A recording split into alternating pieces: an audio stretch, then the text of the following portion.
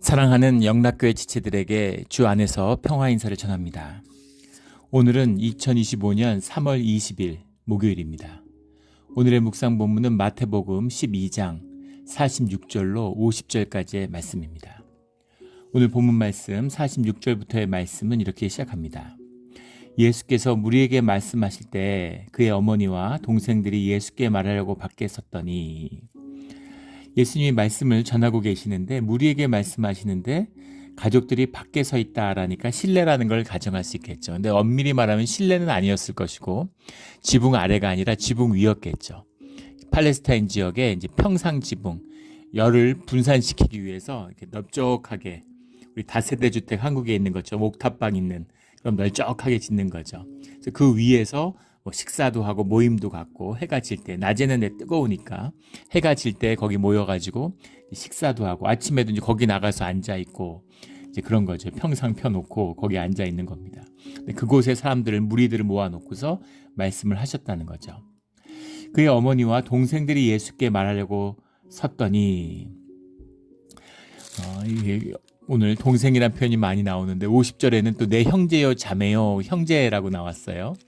이게 항상 우리 개역개정 번역에서 아쉬운 점이죠. 같은 단어인데, 심지어 같은 단락 안에 있는데도 다른 의미로 번역을 하는 겁니다. 이게 이제 아델포이, 아델포스, 뭐 이런, 아델포스 하면 형제들, 아델포스 하면 형제, 아델포이 하면 복수죠. 형제들, 이런 말이에요.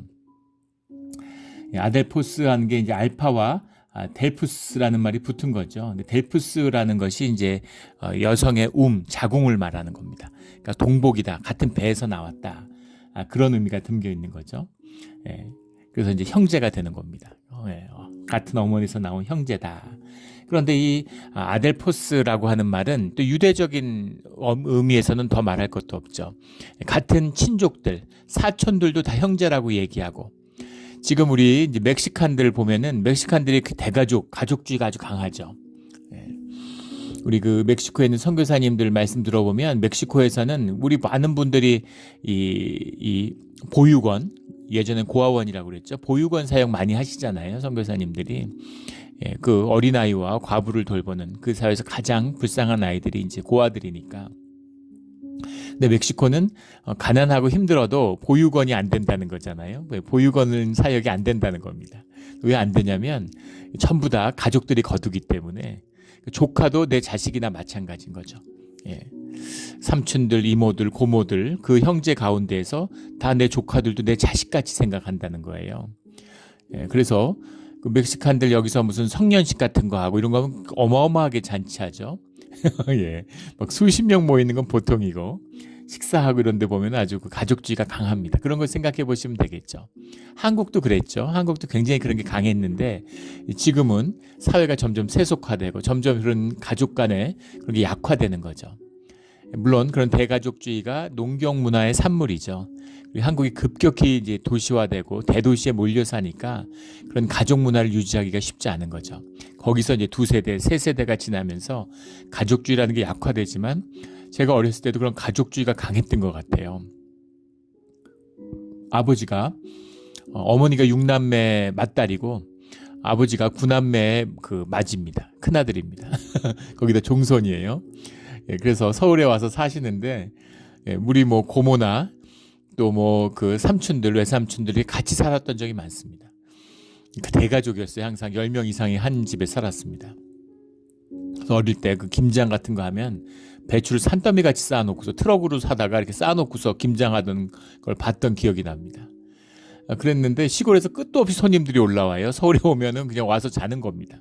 한 방에 한 4명씩 5명 막 누워 자고, 무슨 뭐 수련장도 아니고 무슨 캠프장도 아니고 끊임없이 손님들이 왔던 기억이 납니다. 인상 속에 기억이 남는 게, 저희 형이 대학 때 이제 고시 공부를 했는데, 대학 졸업하고 그 신림동 고시촌에서 고시 공부를 하다가 못하겠다 이러고 이제 그만두고 그 증권회사에 취직을 했죠. 그런데 저희 삼촌이, 그 시골에 사는 삼촌이 시골에서 면석일을 하고 계셨는데, 올라오셔가지고, 그 소식을 듣고 올라오셔가지고 땅에 엎으러져서 너무 서럽게 우시는 거예요. 근데 조카가 그 사법시험 준비하는 거 그만둔 게 뭘 그렇게까지 충격이었을까요, 삼촌한테. 근데 삼촌이 와서 너무 서럽게 우는 게 그게 지금도 인상에 깊이 남아 있습니다. 예. 그 뭐 내 자식도 아니고 조카인데 또 설령 무슨 뭐 사법시험에 대해서 뭐 판사 검사가 됐다 한데 그게 무슨 그렇게 그 삼촌의 삶에 영향이 있겠어요. 근데 그 조카의 아픔이 내 아픔이고 가족의 아픔인 거죠. 예. 그래서 그것이 삶의 뭐 연합이라기보다는 이제 뭔가 원시적인 가족, 이 미분화된 형태다. 그렇게 이제 저는 받아들였었습니다. 가족이라는 게 무언가에 대한 깊은 도전, 오늘 말씀 본문의 주제이기도 하죠. 그래서 어머니와 형제들이 예수께 말하려고 섰더니, 근데 왜 동생이라고 번역을 했을까? 형제라고 번역을 하는 게 맞죠. 근데 왜 굳이 동생이라고 그랬을까? 미국도 마찬가지예요. 브라더먼은 그냥 형제지 그게 동생, 형의 의미가 들어있지 않죠. 또 공동체에서 교회에서 형제 자매라고 할 때 뭐 나이로 형 동생 따지나요? 그런 거 아니잖아요. 그냥 형제인 거죠. 그런데 특히 유대인들은 그냥 형제다. 그럼 마을 사람들 다 형제라고 불러요. 근데 왜 굳이 동생이라고 불렀을까? 그것은 이제 우리 개신교의 그런 그 배경과 기독교의 배경이 깔려 있는 거죠. 가톨릭에서 그 동정녀 설화라고 하는 마리아가 우리 그 사도신경에도 고백하잖아요. 그래서 동정녀 마리아에게 낳으시고 마리아가 낳았다 그러면 되지 왜 동정녀라는 게 왜 그렇게 중요할까? 그래서 마리아가 처녀였다라고 하는 이제 그것이 가톨릭에서 굉장히 이제 중시되는 이제 그런 거를 상징하게 된 것이죠. 그 이제 파르테노스라는 말인데 파르테노스라고 하는 말이 이제 처녀라는 말인데 그것이 이사야서에서 나오는 처녀가 잉태해서 아이를 낳을 것이다 라는 임마누엘의 그 말씀 가운데는 알마흐라고 나옵니다. 알마흐라고 하는 말이 이제 처자인데 결혼 안 한 사람을 알마흐라고 하는 거예요. 우리가 생각하는 무슨 생물학적인 의미에서 무슨 남자를 아냐 모르냐 이런 처녀성이란 말을 쓸 때는 베틀라흐라는 말을 씁니다. 알마흐라는 말을 받았는데 그걸 이제 파르테노스라고 받았는데 그게 뒤에 가면 이제 그 성모 무혐시태라고 그러죠. 가톨릭에서 평생 순결을 지켰다. 남자를 모르고 예수님을 낳았고 평생 아이를 가지지도 않았을 뿐 아니라 남자도 가까이 한 적이 없다. 이렇게 얘기하는 겁니다. 그래서 저는 아직 이제 신학적인 소양이 짧아서 그런지 그게 무슨 의미가 있는지 잘 모르겠어요. 평생 마리아가 남자를 알았든 몰랐든 뭐 재혼을 해서 무슨 새 시집을 두 번 갔건 세 번 그게 무슨 의미가 있을까요? 예수님이 이 땅에 오셨다는 것이 육신을 입고 주님의 키노시스, 주님이 낮아져서 이 땅에 오셨다는 의미고 목수의 자식으로 땅에 낮아짐으로 하나님이 이 땅에 오신 성육의 사건인데 그런데 마리아가 뭐 평생 처녀성을 지켰든 안 지켰든 그게 무슨 의미가 있는 겁니까? 그런데 이제 가톨릭에서 그렇게 주장하는 거죠. 문제는 뭐냐면 여기에 어머니와 형제들이 예수께 말하려고 밖에 섰더니 이런 말씀이 나오니까 그러면 이 형제는 뭐야? 이 형제는 뭐야? 이렇게 되는 거죠. 이 형제는 뭡니까? 도대체 예수님이 마리아가 평생 예수님만 낳았다면 이 형제들은 뭘까? 13장 55절에 가면 이는 목수의 아들이 아니냐? 그 어머니는 마리아, 그 형제들은 야고보, 요셉, 시몬, 유다라 하지 않느냐? 56절에 그 누이들은 다 우리와 함께 있지 아니하냐? 이렇게 이야기합니다. 예수님의 형제들이 여럿이 있었다는 거죠. 예수님의 형제들이 여럿이 있다고 성경에 나오는데 예수님밖에 안 낳았다 그러면 이 형제들은 도대체 뭐냐? 이렇게 되는 거죠. 거기에 대한 이제 두 가지 해석이 있는데 전통적인 해석이에요. 하나는 이 형제라고 하는 것은 사실은 동생이 아니라 형들이었을 것이다. 배다른 형들. 그래서 요셉은 나이가 많았고 요셉 이야기가 안 나오잖아요. 예수님의 공생에. 요셉은 죽은 거죠. 요셉은 나이가 꽤 있고 사실은 아들을 여러 낳았다가 나이 들어서 젊은 마리아를 사실은 죄치로 얻으려고 했을 것이다. 이렇게 보는 겁니다. 그래서 마리아는 이제 예수님을 낳았고 사실 평생 요셉과 관계하지 않았고 그 형제들은 이제 마리아의 그 예수님의 이복 형들이다. 이복 형제들이다. 이렇게 보는 겁니다. 그렇게 되면은 이해할 수 있겠죠. 마리아가 공생애 가운데 예수님과 함께 하셨는데 동생들이 줄줄이 있으면 누이들이 있고 4명의 형제가 있다 그러면은 어떻게 되는 거죠? 최소한 7남매 이상이죠. 이때는 보통 일입니다. 최소한 7남매 이상이면 나이 어린 동생들, 적어도 10살 차이 이상 나는, 10살이 뭡니까? 20살 차이 나는 동생들이 있었을 텐데 그 동생들을 고향에 두고 마리아는 어떻게 예수님과 함께 했을까에 대한 답이 될 수 있겠죠. 또 예수님이 요한복음에 보면 십자가에 못 박힐 때 요한한테 당신의 너의 어머니다. 마리아한테는 요한을 당신의 아들입니다. 이렇게 이야기하죠. 그리고 요한이 마리아를 모시고 살았습니다. 마리아가 죽을 때까지 그 요한이 이제 모시고 섬기고 살았던 것이죠. 진짜 아들같이 한 거죠. 그런데 요한이 다른 제자들은 전부 다 일찍 순교했는데 요한은 한 90까지 살았죠. 그래서 요한은 죽지 않는다. 그 당시 90이면 지금 한 150세 느낌일 거예요. 그때 60이 지금 100세 느낌인 겁니다. 한국에 있을 때 교회에서 100세 잔치 하는데 100세 잔치를 하다 보면 이게 옛날 환갑 잔치겠구나. 동네 사람들 다 기뻐하고 다 축하하고 경사스러운 일인 거죠. 옛날에 환갑이 그랬겠죠. 이제 그런 생각이 드는데 요한이 그 시대에 90을 살았다. 어마어마한 거죠. 그래서 요한은 죽지 않는다라는 그런 이야기들이 굉장히 그때 퍼졌었다고 그래요. 그런데 왜 자식이 줄줄이 있는데 왜 요한이 마리아를 모시고 살았을까? 왜 예루살렘 교회 수장이 예수님의 형제 야고보인데 왜 지 어머니 안 모시고 요한이 모셨을까? 물론 예수님의 말씀이 있었기 때문이기도 하지만 사실은 배다른 형제들이고 또 마리아와 함께 살았던 형제들이 아니었다고 볼 수 있겠죠. 그런 점에서는 타당성이 있습니다. 또 다른 해석은 이것이 사촌들일 것이다. 사촌들인데 그냥 다 형제들이라고 같이 자라니까. 저희 아버지도 구남매인데 집성촌에서 자라셨어요. 다 풍양조 씨들, 남원공파에 있는 같은 다 풍양조 씨들입니다. 한 300여 명 되는, 한 30가구가 넘는 그런 풍양조 씨들이 모여서 함께 살았는데, 그러니까 한마당에서 같이 노는데 사실 촌수로는 막 12촌 이렇게 가는 거죠. 그래서 아버지가 시골에 가시면 어릴 때 참 그게 신기했는데, 아버지 형제들이 있어요. 그런데 아버지가 육촌 동생 집에서 주무십니다. 왜 형제들 집을 놔두고 육촌 동생 집에 가실까? 그 육촌 동생이 아버지 나이대도 비슷하고 형제같이 어릴 때 같이 자란 거죠. 같이 놀던. 친형제같이 형처럼 따르고 친동생처럼 아끼시는 거죠. 촌수로 따지면 육촌인 겁니다. 육촌이죠. 6촌인가요? 8촌인가요? 6촌이죠. 6촌인데 그 육촌 동생을 친동생처럼 아끼세요. 그러니까 그런 시골 문화가 있는 것처럼 그런 사촌들이나 친척들이었을 것이다. 이렇게 이야기하는데 우리 13장 58절, 54절 말씀을 보면 55절 말씀을 보면 그거는 아닐 것 같아요.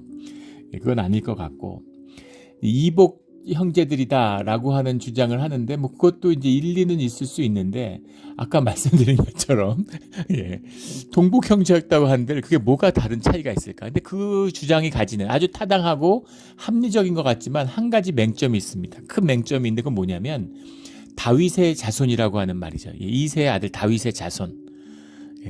예수님이 장자로서 아버지의 유업을 받는 거잖아요. 왜 요셉의 아들이어야 했을까? 요셉의 핏줄을 받은 것도 아니라면, 요셉의 DNA를 섞을 것도 아니라면 왜 요셉의 아들이었을까?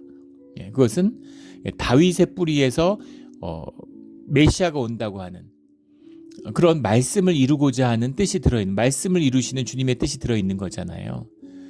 그런데 다윗의 자손인데 예수님이 맏아들이 아닐까? 이제 그런 의문을 갖게 되는 거죠. 물론 다윗도 맏아들이 아니었죠. 이새의 아들인데 다윗이 막내였습니다.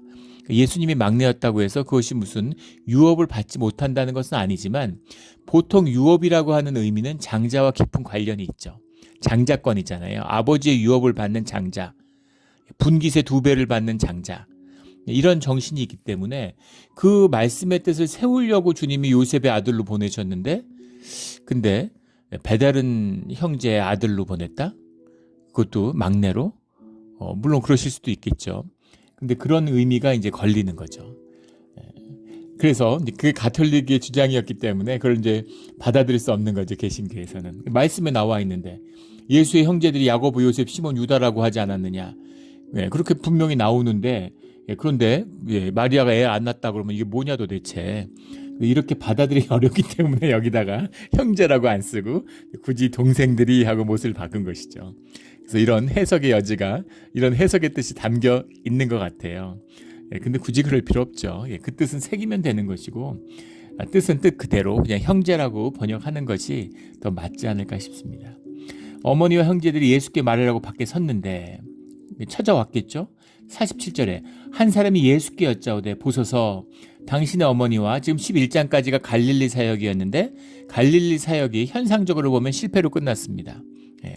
가버나움아 고라시나 하는 주님의 그 말씀에서처럼 여기서 말씀이 받아들여지지 않아요. 12절부터는 주님의 가르침이 시작되는데 정체성에 관한, 주님과의 관계를 갖는다는 것이 무슨 의미인가라고 하는 그 정체성에 관한 말씀을 계속 주시는 거죠. 그래서 아마 갈릴리를 떠나신다는 얘기를 듣고 그 다음에 마리아나 가족들이 고향으로 오기 위해서, 또는 갈릴리를 떠났으니까 고향에 가까웠기 때문에 더, 그래서 한번 만나러 소식을 듣고 찾으러 온 게 아닐까, 이렇게 추측해 볼 수도 있겠죠. 근데 47절에 보면 한 사람이 예수께 여짜오되 보소서 당신의 어머니와 형제들이 당신께 말하려고 밖에 서 있나이다. 밖에 서 있으니까 무슨 할 말이 있어 온 게 아닐까요? 이런 이야기죠. 또 가족들이니까 안으로 들여야 되지 않겠습니까? 라고 물어봤는데 주님께서 말하던 사람에게 대답하여 이르시되 누가 내 어머니며 내 동생들이냐 하시고, 누가 어머니고 형제냐, 손을 내밀어 제자들을 가리켜 이르시되 나의 어머니와 나의 형제들을 보라. 여기 있는 이 자들이 나의 제자들이 나의 형제들이다. 이렇게 말씀하셨다는 겁니다. 이 말씀을 오해하면 안 되겠죠. 이 말씀은 두 가지 뜻을 다 새겨야 되는데, 하나는 가족을 폐하려고 한 것이 아닙니다.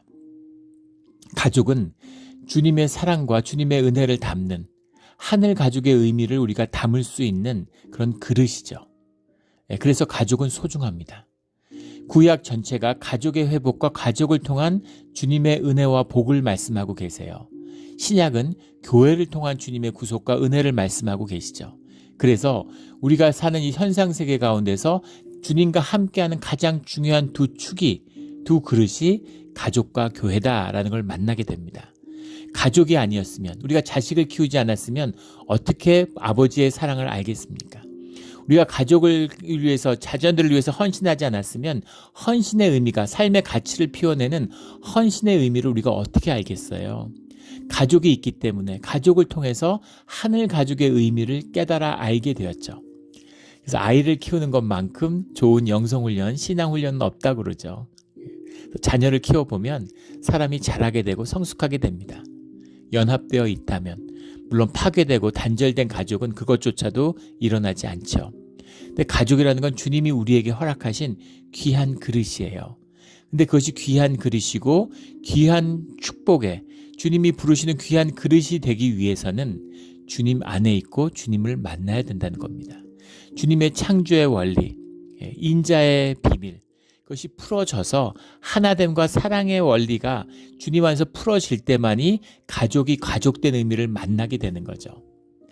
그런데 그것을 만나지 못하면, 주 안에서의 가족의 의미가 새롭게 되지 못하면, 그러면 가족이 주님을 만나는데 가장 큰 굴레가 되죠. 가족들이 예수 믿지 않는데 혼자서 주님 믿고 교회 나오는 거 어렵습니다. 그렇게 나오려고 하면은, 그러면 그런 가족들이 그때 굴레가 된다는 걸 만나게 돼요. 저도 제가 처음에 예수 믿고 교회 나가는데 가장 큰 장애가 가족들이었습니다. 아마 한국에 살았으면은 아마 교회 나가고 예수 믿고 그런 거 어려웠을 거예요. 아마 기회 자체를 갖기 어려웠을 겁니다. 저도 굉장히 스트롱 패밀리에서 자랐는데 지금도 매주 모여서 같이 식사하고 가까이 살고 아주 형제 우애가 좋습니다. 그런데 제가 교회를 나가니까 형제 우애가 나빠져요. 신기하죠. 가족들하고 형제들하고 제일 힘들었던 게 그 시기였는데 힘들 이유가 하나도 없죠. 뭐 교회 다닌다고 누구한테 피해를 줬습니까? 누구를 힘들게 했습니까? 그런데 그게 영적인 실제인 거죠. 영적인 차원이 있습니다. 그러니까 어려움과 갈등이 많았어요. 그래가지고 맨날 토요일날 점심 때 모여서 밥 먹더니만 제가 교회를 다니니까 그걸 주일날, 일요일날 점심은 모여서 밥 먹기로 했다 이렇게 얘기하는 거예요. 그러면서 매주 그렇게 교회 가야 되냐고, 이번 주에는 좀 빠지고 가족들하고 좀 같이 밥 먹으면 안 되냐고, 그렇게 하는 거게 이제 마귀의 역사죠. 사람끼리 갈등하고 다투면 마귀한테 진 거예요. 사람의 문제가 아닙니다. 영의 문제예요. 지금은 다 이제 주님을 영접하고 열심히 교회 다니고 봉사하는 이제 그런 형제들이 되었지만은 처음에는 그게 참 쉽지 않았어요. 그런 걸 말하는 겁니다. 가족이라는 건 아무리 귀하고 좋아도 현상에 속한 거예요. 천국에 가면 가족이 없죠. 하늘 가족만 있습니다. 모두가 주님의 자녀고 형제고 자매죠. 하늘에 계신 우리 아버지여라고 하는 주기도문의 고백같이 우리 아버지, 하나님이 놀라운 고백이죠. 하나님이 내 아버지신데, 그러니까 우리가 하나님을 아버지로 모신 사람들은 형제 자매가 되는 거죠. 이게 말의 선언이 아니라 우리 삶의 실제인 겁니다.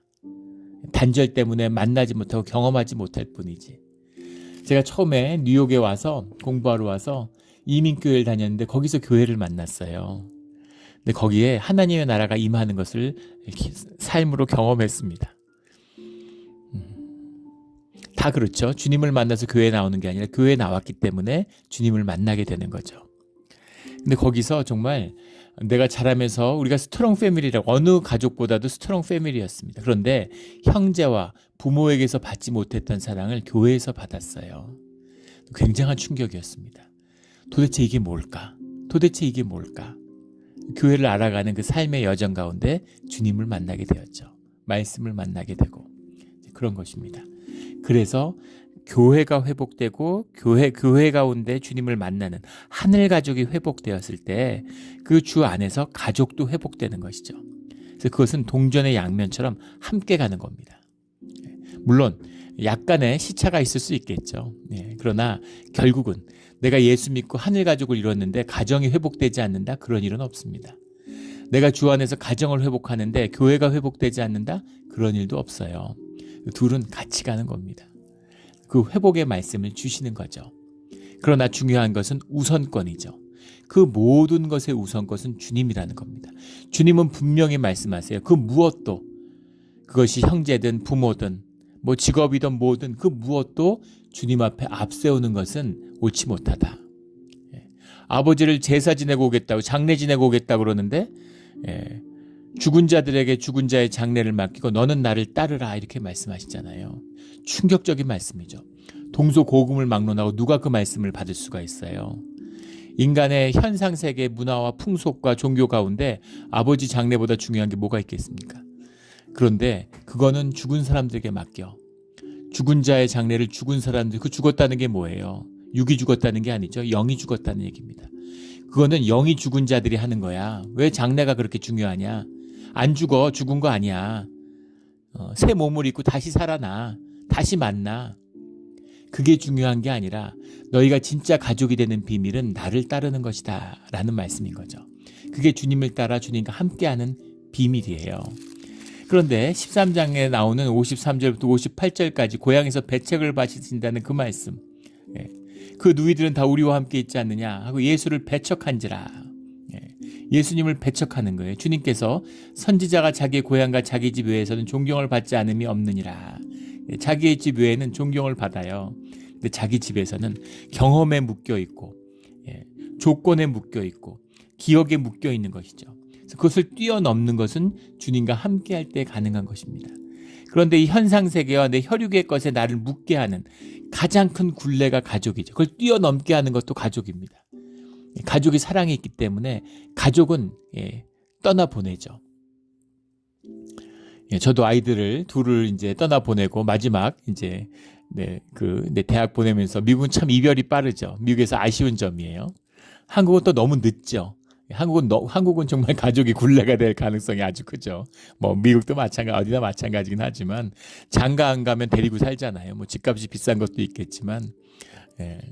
그래서 내가 한국 갔을 때도 보면 조카들이 30이 넘었는데 부모 결혼 안 하니까 그 누나들하고 사는 거예요, 집에서. 그 부모는 좋죠. 뭐 또 힘든 것도 물론 있겠지만, 30이 넘었는데 엄마 밥 해주는 거 먹으면서 그래도 뭐 나름 또 그것도 이 땅에 허락하신 주님의 은혜일 수도 있겠지만 완전히 애 같아. 나이가 30인데 완전히 애입니다. 중고등학생들 같아요. 잘하지 않는 거죠.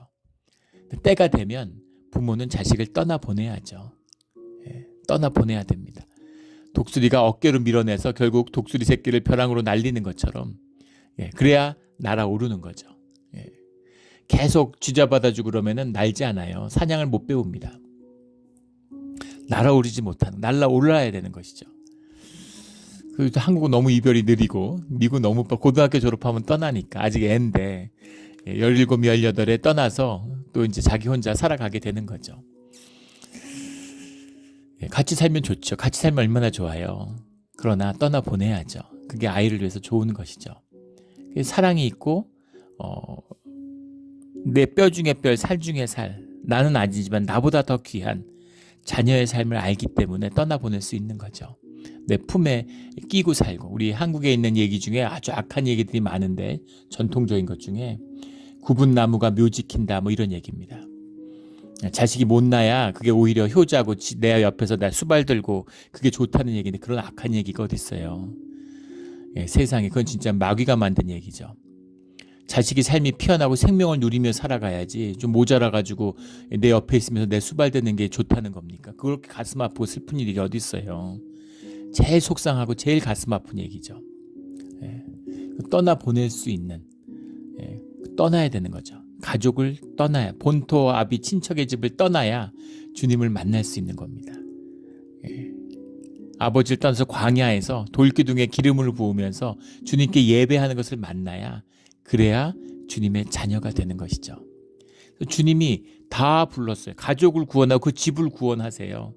그게 한 사람 한 사람의 내 인격이 주님을 영접하고 내가 구원받았다는 얘기와는 다른 것이라는 거죠. 나를 부르시는, 이게 교리가 타락하고 교회가 타락하니까 무슨 구원이라는 게 죽어서 천국 가는 건 줄 알아요. 그런 식으로 막 속이죠. 삶의 능력이 없고 변화가 없으니까. 생명의 기쁨이 없으니까 사는 건 이런 거야. 죽어서 천국 가는 거지. 멤버십을 가지면. 그런 거 아니죠. 살아서 천국을 못 누렸는데 어떻게 죽어서 천국을 갑니까?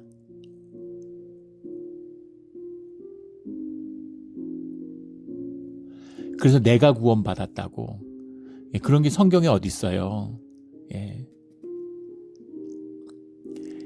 주님이 나와 내 집을 부르신 거예요. 근데 내가 주님을 만남으로 내가 그 구원과 축복을 누리는 겁니다. 주님을 빨리 만날수록 복이고, 제가 교회 다니면서 저는 30에 주님을 영접했는데 제일 속상하고 안타까운 게 10대에 만났더라면, 물론 뭐 믿음의 가정에서 태어났더라면 더 말할 것도 없겠지만 적어도 10대 때 주님을 만났더라면 얼마나 좋았을까. 그런 아쉬움이 굉장히 큽니다. 그런 아쉬움이 있어요. 주님을 빨리 만나고 빨리 동행하는 것, 기쁨이고 축복이 되는 것이죠. 그 말씀을 주시는 거죠. 세례요한이 여자에게서 난 자 중에 가장 크다고 하셨는데 천국에서는 세례요한보다 작은 자가 없다, 이렇게 말씀하시죠. 그게 무슨 말인가 도대체. 질적인 말씀을 하시는 거예요. 땅과 하늘 같은 겁니다.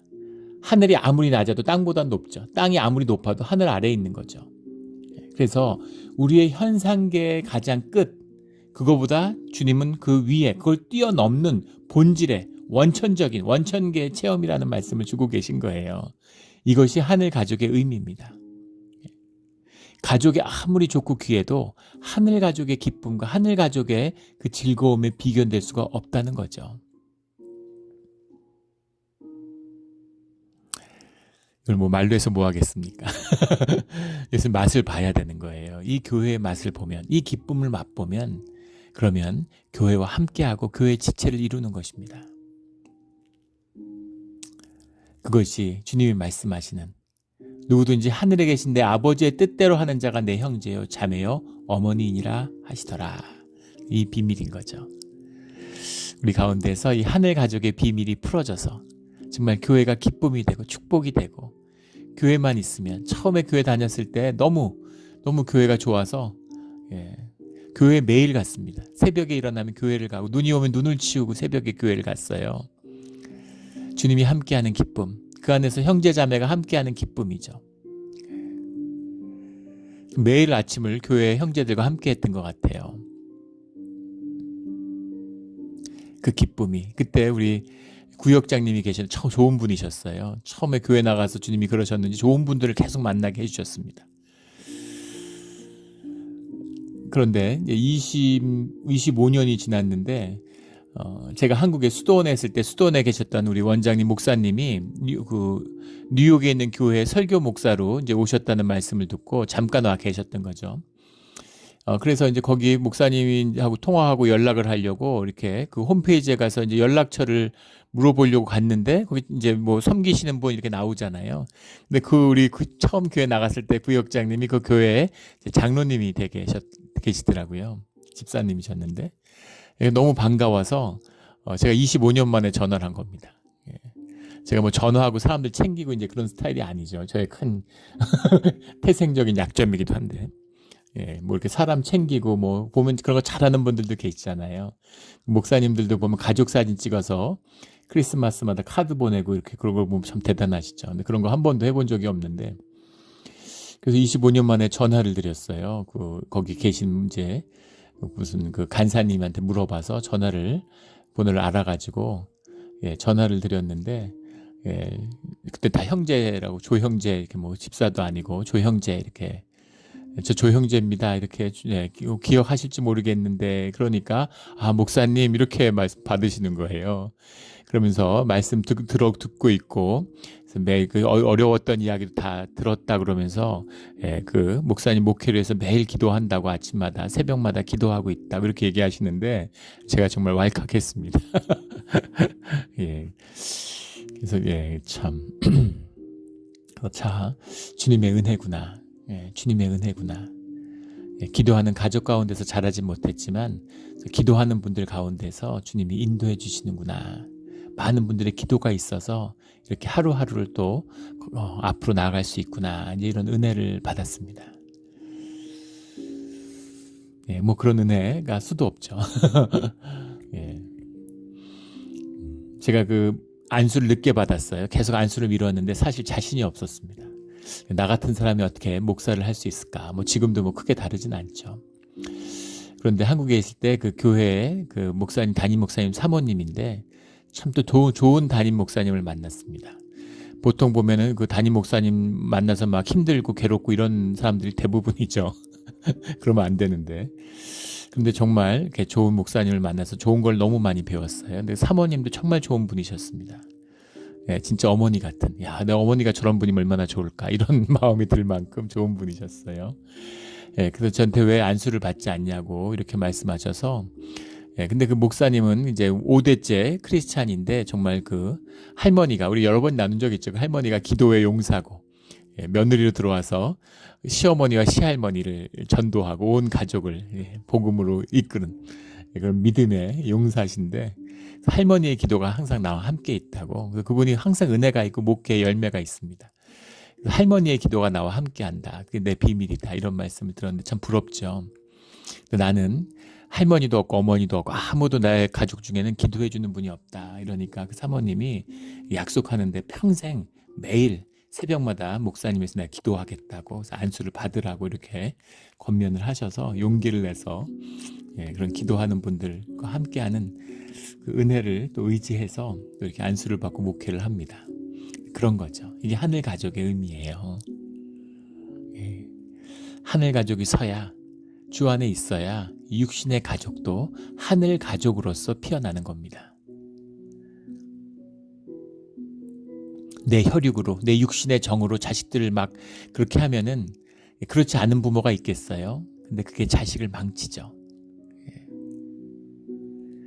예술의 비밀이잖아요. 조각가가 아무리 뭘 잘 만들어도 조각가보다 좀 못한 게 나옵니다. 완벽하게 나올 수가 없으니까 아무리 내가 쭈물쭈물대고 내 자식한테 온갖 정성과 세상에 없는 정성과 헌신을 다 쏟으면 나보다 조금 못한 애가 돼요. 이런 저주가 어디 있습니까?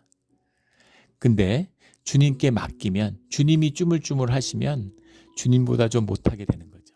그게 하나님의 형상의 비밀이고 인자의 비밀입니다. 주님이 그 축복을 우리에게 주시는 거죠. 나를 먼저 주님께 올려드려야 되겠지만 내가 아는 나의 형제와 자매들을 내 자녀들을 주님께 올려드리고 또 올려드려야 되는 거죠.